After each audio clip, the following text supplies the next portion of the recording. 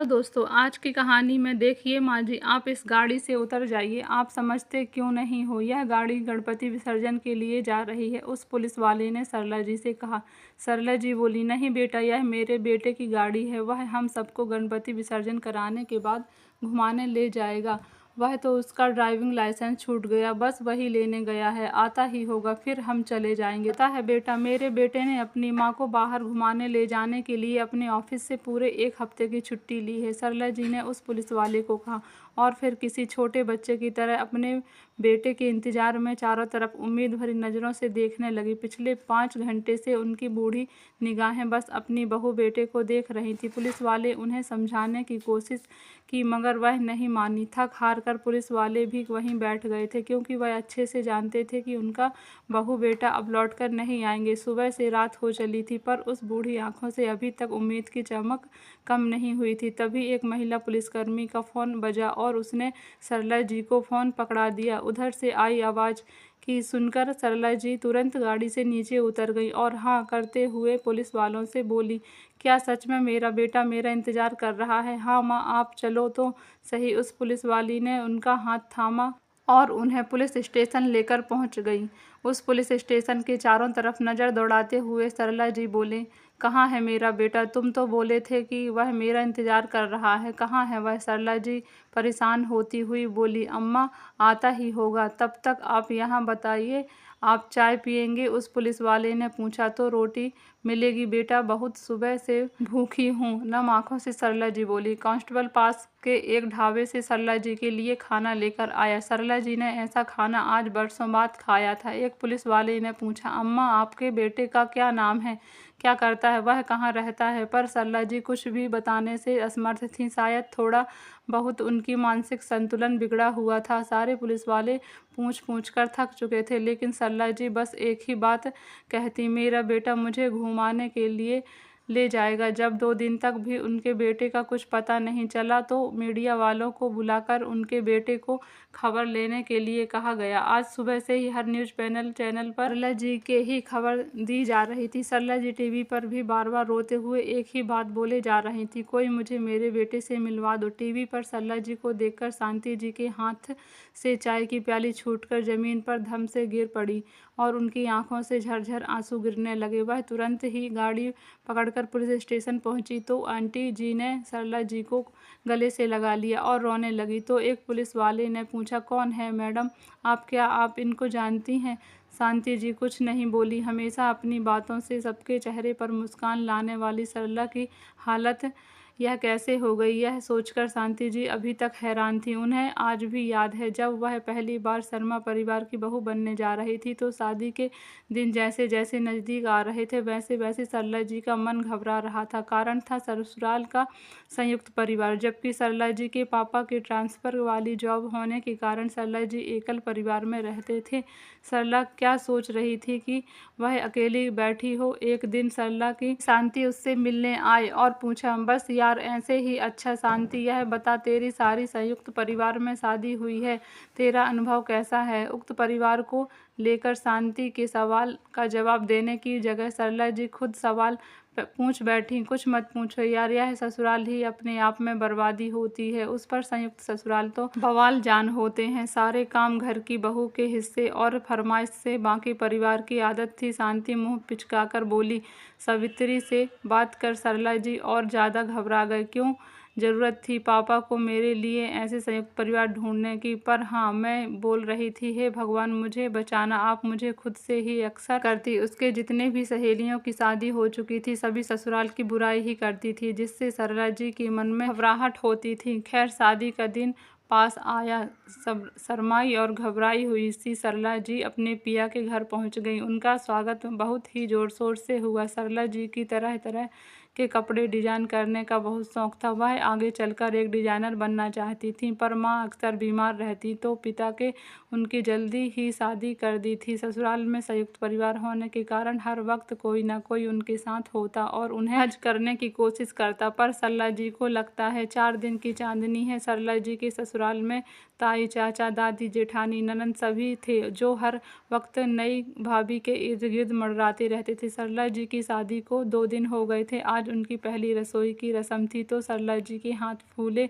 हुए थे। ऐसा नहीं कि सरला जी को खाना बनाना नहीं आता था, पर 4 लोग का बनाना और बात थी और 20 लोगों का बनाना बहुत अंतर था। उस पर नई रसोई, नए लोग और नई पसंद। जगह सरला जी के पति की बुआ का परिवार, उनकी ताई, चाची और बेटियों का परिवार भी आ गया था। सरला जी के हाथ की रसोई खाने बेटा छोले चावल बनाने हैं, इससे रोटी कम बनानी पड़ेगी, साथ में खीर तो बनेगी ही और मटर पनीर की सब्जी रोटी। सास ने रसोई में आकर सरला जी को खाने का मेन्यू बताया। बड़े बड़े पतीले देख सरला जी का सर चकराने लगा। सास ने कमला जी की तरफ देखा और सर्दी से उनके हाथ पर आए पसीने को देख समझ गई बहू खाना बनाने को लेकर चिंतित है। देखो छोले, खीर और सब्जी बन गई है, चावल तुम्हारी जेठानी आती बना देगी। सरला जी की सास पतीले उठाते हुए कहा, माँ जी यह सब किसने और कब क्यों बनाया? रसोई तो मुझे बनानी थी ना। सरला जी वह सब देखकर चौंकते हुए बोली, आहिस्ता बोलो बेटा, बाहर मेहमान भी है, उन्हें पता नहीं लगना चाहिए कि ये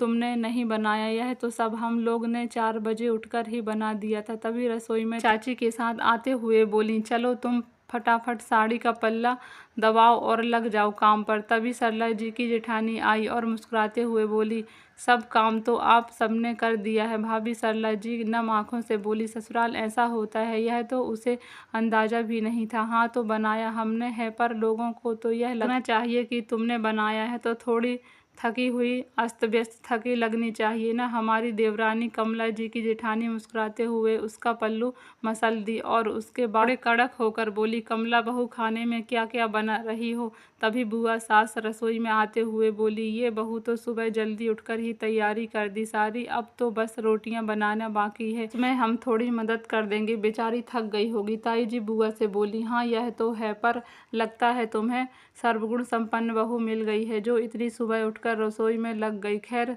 सरला जी रोटियां करारी करारी बनाना शुरू देती हैं। उनकी जेठानी को छोड़ बाकी सब बाहर आ गए। सरला जी की जेठानी चावल भी बना चुकी थी तो बस खाना लगा दिया गया। सारे काम निपट गए और सबने खाना की तारीफ करते हुए सरला जी को उपहार भी दिए। लो सरला बेटा, तुम्हारा रोटी बनाने का नेंग। मेहमानों के जाने के बाद दादी सास ने कहा और सब उन्हें देने लगे। पर दादी जी, खाना तो मैंने नहीं बनाया, वह तो माँ जी, चाची जी, ताई जी और भाभी ने बनाया, फिर इस पर मेरा हक कैसा? सरला जी ने कहा, बेटा खाना हम सब ने बनाया क्योंकि यह हम सबका परिवार है और तुम इस परिवार की नई सदस्य हो। हमें पता है तुम एकल परिवार की हो और हमारा यह परिवार इतना विशाल है, तुम पर आर्थिक बोझ डाल देते तो यह परिवार तुम्हारे लिए बोझ बन जाता। यही नेंग की बात, यह तुम्हारा हक है।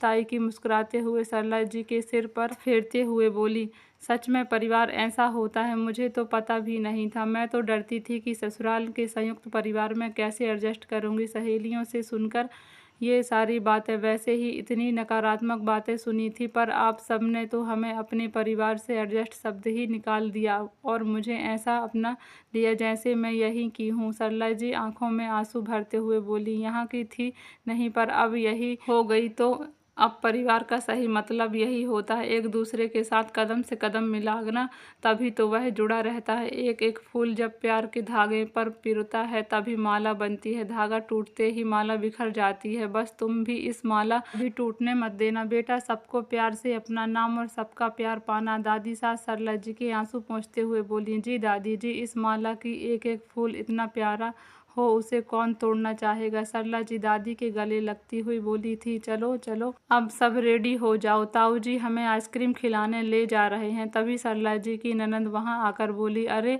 तेरे ताऊ जी को तो सर्दी में आइसक्रीम की क्या सूझी? दादी बोली, दादी नहीं, भाभी को आइसक्रीम बहुत पसंद है तो यह उनके लिए ट्रीट है, तो हम सब बच्चे तो जाएंगे ही, आपकी बात तो आपका बुढ़ापा है, आप सोच लीजिए। तभी सरला जी ननंद दादी को छेड़ते हुए बोली और जानबूझकर आखिरी वाक्य अधूरा छोड़ दिया, बूढ़ी होगी तेरी माँ, मैं क्यों बूढ़ी होंगी, मैं तो आइसक्रीम खा लूँगी। और आज तो सरला की पसंद की भी। दादी के इतना बोलते ही सरला खिलखिला दी और सब आइसक्रीम खाने चल दिए। सरला जी कुछ ही दिनों में उस परिवार में ऐसे रच बस गई थी जैसे वह उन लोगों को बचपन से जानती हो। अगर तीज त्योहार पर मायके जाने की बात आती तो सरला जी ससुराल से मायके रोते हुए जाती और जाते जाते सबको रुला जाती थी। सरला जी के पति तो अपने ही परिवार से झूठ मूठ के चढ़े रहते थे क्योंकि उन्हें सरला जी के साथ ज़्यादा वक्त बिताने को नहीं मिलता था। पूरे दिन कोई ना कोई उनके साथ रहता था और रात में तो पूरा परिवार एक साथ बैठकर आधी रात तक हंसी ठिठोले में लगा रहता था। और सरला जी कभी दादी माँ की पुरानी बातों में मसरूफ़ रहती थीं और कभी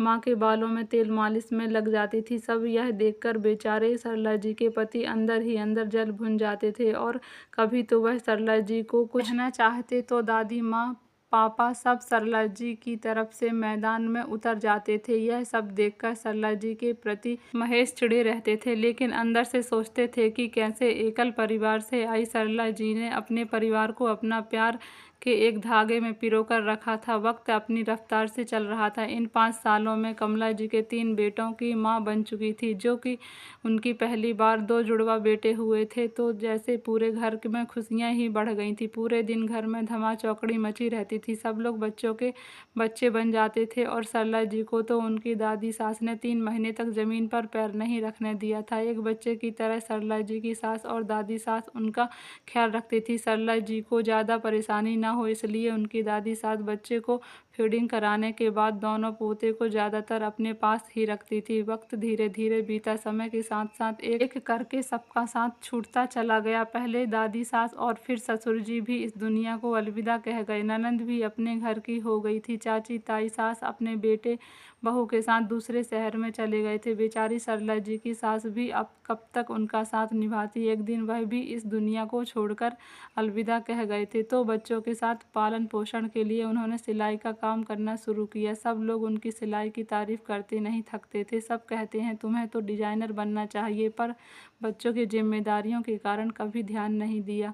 तीनों बच्चों को पढ़ाया लिखाया, उनकी शादी करवाई। इतना कष्ट सहने के बाद कमला जी ने बच्चों को इस मुकाम तक पहुंचाया, लेकिन दोनों बेटे अपने अपने परिवार के साथ कमला जी को अकेले छोड़कर चले गए। अब उन दोनों भाई के लिए यह माँ मायने नहीं रखती है। वो तो मुझे तिजोरी की बिना ताले की चाबी समझते हैं। उन्हें जरा सी भी मेरी चिंता नहीं है। जब भी बात करते हैं तो पैसे और इस घर को बेचने की बात करते हैं। यह पूरा घर मुझे काटने को दौड़ता है, पर यहाँ आकर रहना नहीं चाहते। चाहे जवानी में अकेले हो जाए या बुढ़ापे में, उनकी हालत बिना ताले की चाबी जैसे हो जाती है। सरला जी अपनी तकलीफ अपनी ननंद शांति जिससे कहती हैं, सच कहा आपने, जब क्या किया जाए, जिस पर बीतती है वही जानता है। आपके पास कम से कम आपका छोटा बेटा संदीप तो है, मेरे पास तो कोई भी नहीं है। भाभी मेरे साथ भी कुछ ऐसा ही हो रहा था, पर वह तो भला हो भगवान और पंचायत का कि मेरे से छत नहीं छीनी गई, पर दोनों बेटों ने तो कोई कसर नहीं छोड़ी थी। आखिरकार मुझे दूसरे शहर की ज़मीन उनके हिस्से में दिखानी पड़ी। पर भाभी आपके तो दोनों बेटे आपके साथ रखने के लिए तैयार हैं, फिर आप जाते क्यों नहीं हैं? सरला जी बोली, ये आपको लगता है कि मैं उन लोगों के साथ रह पाऊंगी जो मेरे साथ साल में बस 1 हफ्ते बिताते हैं? उनके साथ पूरी ज़िंदगी काट पाऊंगी? अरे मैं तो अपनी बहू के साथ ज़्यादा अपने पड़ोसियों की पसंद और नापसंद के बारे में जानती हूँ। फिर आप ही सोचिए, मैं वहाँ उतने भीड़ वाले शहर में उन लोगों के साथ कैसे रह पाऊंगी? शांति जी बोली, भाभी एक बार कोशिश करके तो देखिए। हाँ, सब यह ज़रूर ध्यान रखिए कि अपना आँख और कान खुले रखिएगा। जैसे हम शादी के बाद अपनी बेटियों को नए घर में भेजते हैं तो समझौता करने की सीख देते हैं, वैसे ही बुढ़ापे में एक माँ को भी सीख चाहिए होती है। तो आप भी थोड़ी कोशिश करके देखिए, और अगर आपको लगे कि आप वहाँ नहीं रह सकती तो वापस चली आइएगा। मेरे पास अगर सामर्थ्य होता तो मैं आपको और ख़ुद को इन सब परेशानियों से दूर अलग घर में रहती। क्या कहूँ, कभी कभी तो जी करता है आश्रम चली जाऊं, कम से कम इज्जत की 2 रोटी तो मिलती। इतना कहकर शांति जी रोने लगीं और फ़ोन रख दिया। कुछ दिनों बाद सरला जी को बड़े बेटे पंकज का फ़ोन आया और बोला, माँ आप हमें तो भी तो कह सकती थी कि आपका वहाँ मन नहीं लग रहा है। बुआ जी से हमारी शिकायत करने की क्या ज़रूरत थी? हम तो आपको कब से कह रहे हैं कि हमारे पास आ जाइए मुंबई के लिए, पर आप हैं कि मानते ही नहीं। मैं आपकी टिकट करवा कर भेज दे रहा हूँ और संदीप से कह देता हूँ वहाँ आपको गाड़ी पर बैठा देगा। इतना कहकर बेटे ने फ़ोन रख दिया। सरला जी सोची कि एक बार कोशिश करके देखती हूँ, अगर थोड़ा सा समझौता करने से मेरा बुढ़ापा चैन से कट जाएगा तो थोड़ी तकलीफ़ ही होगी। ताकि उन्होंने टीवी पर एक न्यूज़ देखा कि कैसे एक बूढ़ी माँ को बेटा अपने साथ ले गया और सब कुछ अपने नाम करवाकर वृद्ध आश्रम छोड़ आया। तो वही बूढ़ी माता टीवी पर रो रो कर कह रही थी, नमक रोटी अपने घर पर खा लेना, पर कभी अपने बेटों पर भरोसा मत करना, शहर के बच्चे मौसम की तरह बदल जाते हैं। यह बड़े शहर में रहने वाले बेटा माँ को माँ नहीं तिजोरी की चाबी समझते हैं। बस फिर क्या था, जो थोड़ी सरला जी के मन में बदलाव आया था वह बिल्कुल खत्म हो गया और उन्होंने बेटे को फ़ोन करके मना कर दिया। सरला जी का बड़ा बेटा मुंबई में बैंकिंग क्षेत्र में कार्यरत है और अपने घर नहीं आना चाहता था। माँ को एक बार फिर से मनाने की पंकज ने कोशिश की। हर बार की तरह फ़ोन पर माँ को यही कहता है, बाप रे बाप, आप मुंबई जैसे मेट्रो सिटी में रहने के बाद वहाँ कौन आएगा। आप ही गांव वाला घर बेचकर यहाँ मेरे पास आ जाओ। बैंक में पैसे पड़े रहेंगे और आप बैंक में रखे पैसों का बस खाते रहना। फालतू में वहाँ घर को रखकर पैसे बर्बाद कर रही हो। कमला जी बोले, ना बेटा ना, ऐसा कैसे। तेरे पापा की प्रॉपर्टी को बेच बाँच कर चली आऊँ। इस घर में तुम दोनों का बचपन बीता है और फिर उनकी यादें भी तो हैं। कितने साल हमने इस घर में बिताए। वैसे भी यहाँ संदीप के रहते कोई कमी नहीं है, हर चीज़ तो यहाँ मिल जाती है हमें। बस तुम लोग 3-4 महीने में आते जाते रहना तो मुझे कोई तकलीफ नहीं होगी। फिर तुम्हारा कहीं और, बस खुश रहो। सरला जी का मंझला बेटा तुम बेंगलोर में सॉफ्टवेयर इंजीनियर है, वह भी यहाँ की बात कहता कि जब माँ आने के लिए कहती तो कहता यहीं की सारी संपत्ति बेचकर मेरे पास आ जाओ। यहाँ रहने पर आपको पता चलेगा किसे कहते हैं। वहाँ गांव तो नरक है। एक बार यहाँ आ जाओगी तो दोबारा जाने की इच्छा नहीं होगी। दोनों की निराशा होकर सरला जी बस अपने छोटे बेटे संदीप से उम्मीद रखती थी, क्योंकि छोटा बेटा उनके साथ ही रहता था और वहीं सीधा साधा जीवन जीता था। सरला जी को उसके लिए एक लड़की देखने जाना था, अपने बेटे के लिए बिल्कुल उसके जैसे सीधा सादी मीरा को सरला जी ने पसंद किया और अपनी बहू बना ली। भाई की शादी में दोनों भाई परिवार के साथ आए और शादी का कार्यक्रम आयोजित होने के दूसरे दिन दोनों बेटे अपने अपने परिवार के साथ अपने अपने शहर लौटने लगे और भाई से बोले, तुम अपने लिए यही आसपास में कोई छोटा सा घर क्यों नहीं देख लेते हो। तुम्हारे रहते माँ यह सब बेचने नहीं देगी। वह बार बार संदीप पर दबाव बना रहे थे तो संदीप बोला, भैया मैं आपको पहले भी कह चुका हूँ, मैं इसमें कुछ नहीं कर सकता हूँ। माँ का फैसला आखिरी फैसला होगा। दोनों भाभी कहती, देवर जी देखने में तो आप सीधे साधे लगते हैं, बस हमारे साथ कभी चालाकी मत कीजिएगा। ऐसा ना हो कि हम बाहर बड़े शहरों में रहें और यहाँ की सारी संपत्ति आप पति पत्नी दोनों हड़प लें। इस पर हमारा भी हक है। जैसे मेहमान आते थे वैसे ही वह भी आकर अपनी मंशा जताकर चले गए। संदीप की शादी हुई। अब तो उन दोनों का फ़ोन भी आना कम हो गया था। संदीप मामूली शिक्षक था, पर उनके पास जितना था वह उसमें ही खुश था। दोनों पति पत्नी सरला जी को किसी चीज़ की कमी नहीं महसूस होने देते थे। फिर भी दोनों बेटों ने एक बार सरला जी को अपने साथ एक एक महीने के लिए रहने का आग्रह किया। मीरा बोली, मम्मी जी आपको भैया भाभी के पास जाना चाहिए, उन्हें यह न लगे कि आप सब हमारे ही होकर रह गई हैं। हम तो हैं ही यहाँ। अगर आपको वहाँ रहने की इच्छा नहीं होती हो तो आप खबर भिजवा दीजिए, हम आपको लेने आ जाएंगे। सरला जी मीरा की बात मानकर पहले पंकज के पास मुंबई गए, पर यह क्या, वहाँ घर में तो कोई नहीं था। चिड़िया का घोंसला, चारों तरफ से बंद 2 कमरों का मकान था। बच्चे सुबह सुबह स्कूल चले जाते हैं, बेटा अपने काम पर चला जाता है तो बहू है, मम्मी जी यहाँ हम सब अपना अपना काम खुद करते हैं, क्योंकि यहाँ पर काम वाली बाई बहुत महंगी पड़ती है। अब आप आई हैं तो इतनी मदद तो कर दीजिए। बहुत दिनों से घर की साफ सफाई नहीं हुई है, मुझे तो फुर्सत ही नहीं मिलती है। आप पूरे दिन घर में बैठकर क्या करेंगे, तो हमारे आने तक घर की साफ सफाई कर दीजिए, फिर खाना बना कर रखिएगा। हाँ मैं बाहर से ताला लगा कर जाऊंगी। अब क्या भरोसा, अगर आप सो गई और पीछे से चोर आकर पूरा घर खाली कर गया तो हम तो बर्बाद हो जाएंगे। बेचारी सरला जी। हाँ मैं सर हिला दी। पर कुछ घंटे बाद मीरा का फ़ोन आया। मम्मी जी कैसी हैं, आप क्या कर रही थी। आपको पता है बुआ जी का फ़ोन आया था, आपके बारे में पूछ रही थी। जब सरला जी ने सारी बात बताई तो मीरा को यह जानकर बहुत बुरा लगा कि इतने दिनों से बहू उन्हें अपने पास बुला रहे थे और आज माँ के लिए उनके पास वक्त नहीं है और तो और उनके घर का काम करवाया जा रहा है। मीरा ने कहा, कोई बात नहीं मम्मी जी, आपने घर का काम करने में कैसी शर्म। सरला जी बोले, इसका मतलब जब मैं लौटकर गांव आऊंगी तो क्या मुझे तू वही काम करवाएगी। मीरा हंसकर बोली, अरे नहीं मम्मी जी, घर के काम करने के लिए मैं हूं ना। अब मैं वहाँ के मामले में क्या ही कर सकती हूँ। अब तो यह रोज की ही बात हो गई थी। सरला जी घर का सारा काम करती, फिर खाना बनाकर रख दी। शाम में बेटे बहू आते, खाना खाकर अपने अपने कमरे में चले जाते हैं। बच्चे भी कभी दादी के पास आकर बैठते नहीं थे और ना ही बेटे को फुर्सत थी कि वह माँ से 2 बातें कर सके। फिर बहू अगले दिन का सारा काम उन्हें समझाती। घर से निकलने की तो बात ही नहीं, वहाँ तो अगल बगल वालों को भी अभी तक नहीं देखा था। आंखों से देख रही थी तो उनका मन वहाँ नहीं लग रहा था। देखते देखते 15 दिन बीत गए। सरला जी पंकज से बोली, बेटा पंकज, तुम मेरे वापस जाने की टिकट करवा दो। मैं यहाँ नहीं रह सकती, मुझे यहाँ घुटन होती है। ना तो मुझे तुम लोग यहाँ ही घुमाने ले जाते हो और ना ही कहीं आना जाना होता है। तुम लोगों के पास फुर्सत है ही नहीं, तो स्वच्छ छाँव के लिए भी तरस रही हूँ। और फिर इस उम्र में घर का काम मुझसे नहीं हो पाता है। बड़ा शहर तुम्हें मुबारक हो, मेरा गांव मुझे अपनेपन का एहसास देता है। नाराज होकर बेटा बोला, माँ अब जा रही हो तो फिर आने का नाम मत लेना, आने जाने में भी पैसा लगता है। बहू बोली, आप भी हद करते हैं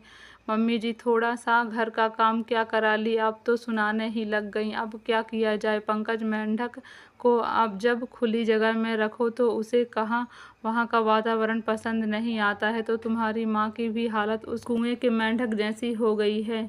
सरला जी बोली, बहू, बड़े शहर में आकर क्या रिश्ते बदल जाते हैं? क्या बेटे के लिए माँ का प्यार बदल जाता है या बहू के लिए अपनी सास की इज्जत बदल जाती है? यह शहर तुम्हें ही मुबारक हो, बस मेरे जाने का टिकट करवा दो। फिर क्या था बेटे, बहू ने दिमाग लगाया कि माँ अगर मरा जाए तो सारी संपत्ति का बंटवारा आराम से हो जाएगा। और दोनों माँ को बोलने लगे, माँ अभी आप 1 हफ्ते बाद चली जाना, आपकी बहुत इच्छा थी ना यहाँ बाहर घूमने जाने की, तो गणेश विसर्जन के बाद हम सब घूमने जाएंगे। इसलिए बेटा माँ को एक गाड़ी में बैठाकर बहाना बनाकर चला गया और वहाँ आंटी जी को से बाहर आते देख उनको घर को लेकर पहुँचे तो देखा संदीप मीरा किसी काम से विदेश गए हुए थे। उन्होंने संदीप को फ़ोन करके तुरंत घर आने को बोला। जब तक संदीप मीरा घर लौटे, शांति जी अपनी भाभी कमला जी के साथ ही थी और उनका इलाज करवाकर उनका ख्याल रख रही थी। सरला जी धीरे धीरे अच्छा महसूस करने लगी। फिर एक दिन दूसरे बेटे का फ़ोन आया, माँ जब भैया के साथ आप रह सकती हैं तो मेरे साथ क्यों नहीं रह सकती? कुछ रेल मेट्रो सिटी में रहकर देख लीजिए, यहाँ का मौसम बहुत अच्छा होता है।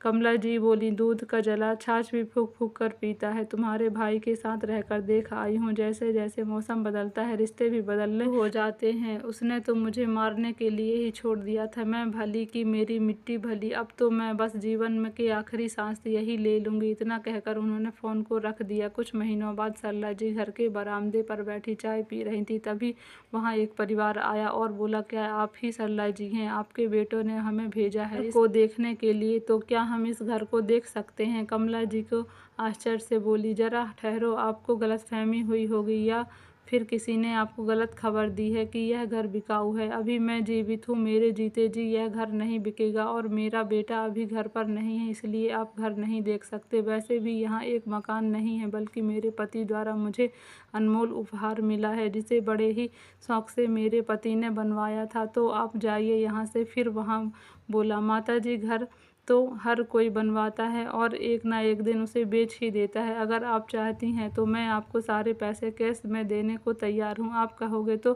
कल के कल ही पेमेंट कर दूंगा, बस मुझे एक बार घर तो देखने दीजिए। तभी मीरा अंदर से आई और बोली, आपको एक बार में बात समझ में नहीं आती है क्या?